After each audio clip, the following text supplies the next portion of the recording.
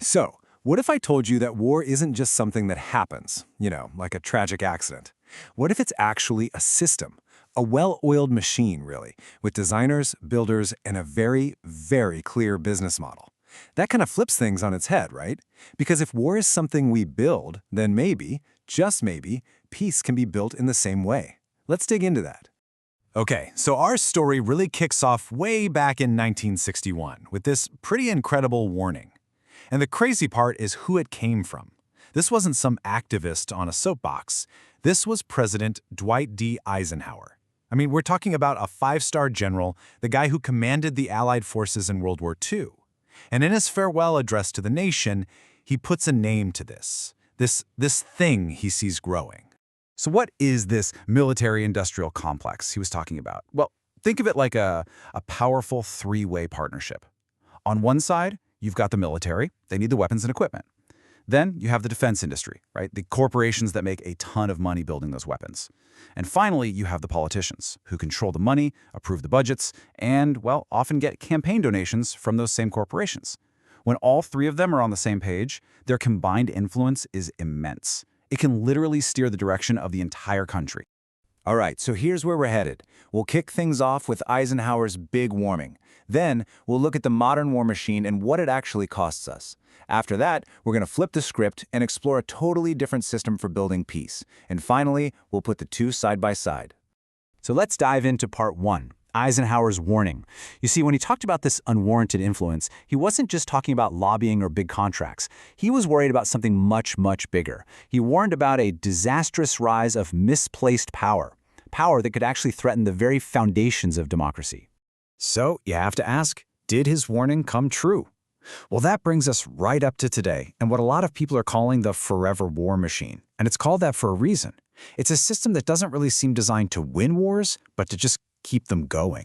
And one of the key components of this machine is a single piece of paper. It's called the 2001 Authorization for Use of Military Force, the AUMF.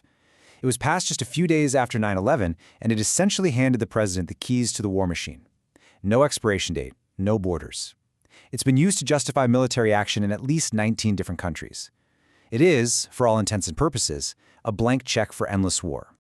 And, well, you can see the result pretty clearly right here. If you look at the timeline since World War II, it's been one of almost non-stop military action. You had the proxy wars of the Cold War, from Korea to Vietnam. Then a whole series of interventions in the 90s. And then, of course, the massive, sprawling conflicts after 9/11. The locations change, the enemies change, but the pattern of constant conflict, that stays the same. So why does this keep happening? Well, as they say, you gotta follow the money. One of the core arguments is that it all comes down to profit.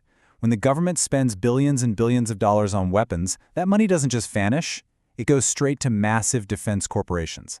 It's a huge boost to a very specific part of the economy, and it prioritizes the logic of profit over, say, the logic of human need. And if you need proof, just look at this.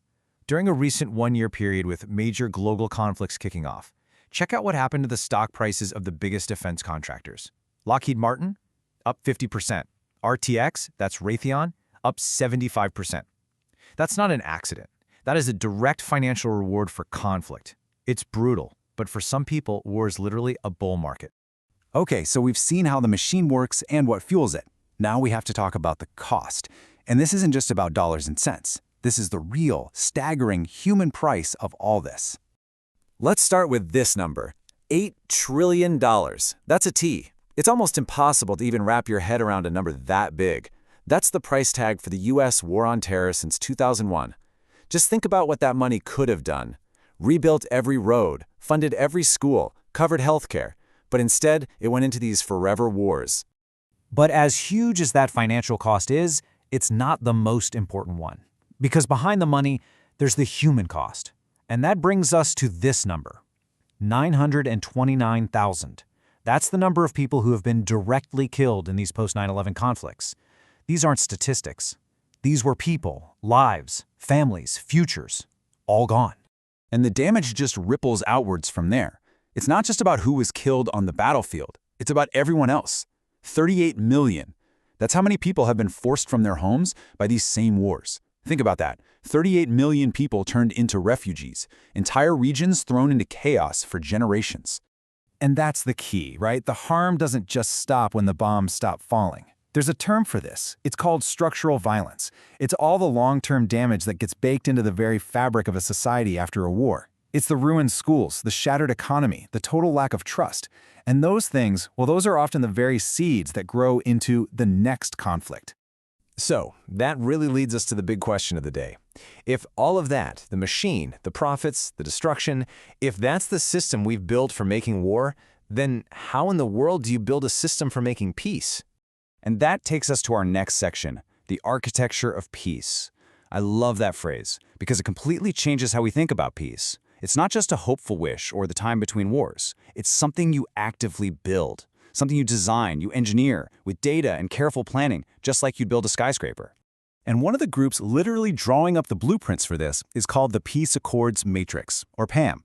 You can almost think of them as the direct opposite of the military-industrial complex. Instead of developing new weapons, they are developing a science of peace. They're a global research group that studies every peace agreement they can get their hands on to figure out with hard data what makes them succeed and what makes them fail. And their process is so thorough. This is not about getting two leaders to shake hands for a photo op. They start by crunching the data from decades of past agreements to see what actually works. Then they help negotiators design better deals from the start. But here's the real game changer. After the deal is signed, they stick around. They monitor every single commitment to make sure people are doing what they promised. It's about follow-through and tackling the real underlying problems. Man, this isn't just some theory they cooked up in a university. This is happening on the ground right now. In Colombia, they are the official group monitoring the huge 2016 peace deal, and they are tracking, get this, 578 separate promises made in that deal. They've done deep analysis of the Good Friday Agreement in Northern Ireland. They're the official monitors for the peace process in the Philippines.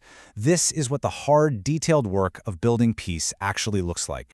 So, does all this detailed work actually pay off? Oh yeah, and the number is incredible. Their research shows that peace deals that have this kind of strict third-party monitoring, exactly what they do, are 47% more likely to actually work. I mean, that is a huge difference. It's proof that this isn't just wishful thinking. A systematic, data-driven approach can be the difference between a peace that lasts and falling right back into war. All right, so this brings us to the final showdown. Two completely different systems side by side. Each one has its own rules, its own goals, and its own very different end results. So let's break it down. You've got the worst system. It runs on profit and political power. It's given a green light by laws like the AUMF. And success? Success is measured in bigger budgets and fatter contracts. Then you've got the peace system. It runs on data and a deep need for reconciliation. It digs down to the root causes of conflict. And its success? That's measured by something totally different, long-term stability and human flourishing. Now, some people take this a step further. They argue that this whole war machine isn't some mistake or a flaw in the system. It's the system working exactly as intended. From this viewpoint, the relentless drive for profit makes conflict almost inevitable. It's not the exception to the rule, it is the rule.